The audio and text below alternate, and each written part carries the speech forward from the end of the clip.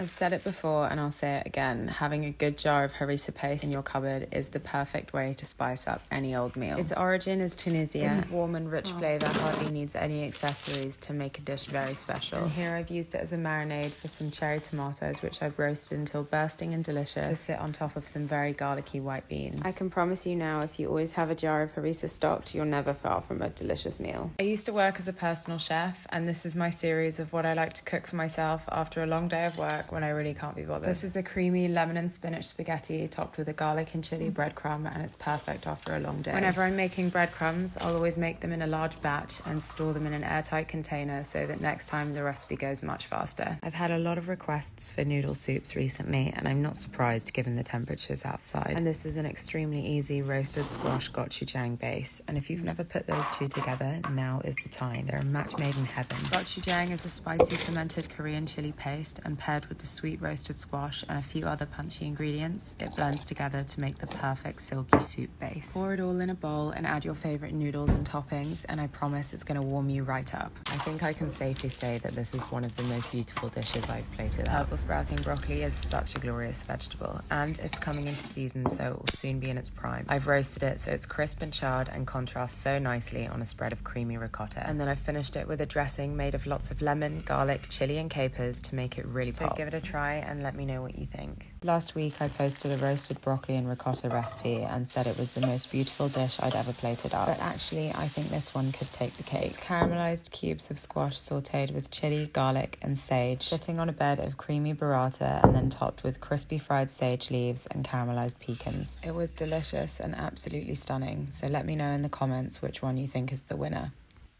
As some of you may already know, I have a little bit of a thing for things on yogurt. And I know it's freezing outside, and this doesn't exactly scream winter warmer, but I want to bring a little bit of sunshine and warmth into your house with this one. It's hot blistered tomatoes roasted with chickpeas and spices until bursting and juicy, generously laid upon a thick garlic yogurt and drizzled with a punchy onion and herb dressing. It's a beautiful dish, perfect for the middle of the table and scooped up with warm pita bread.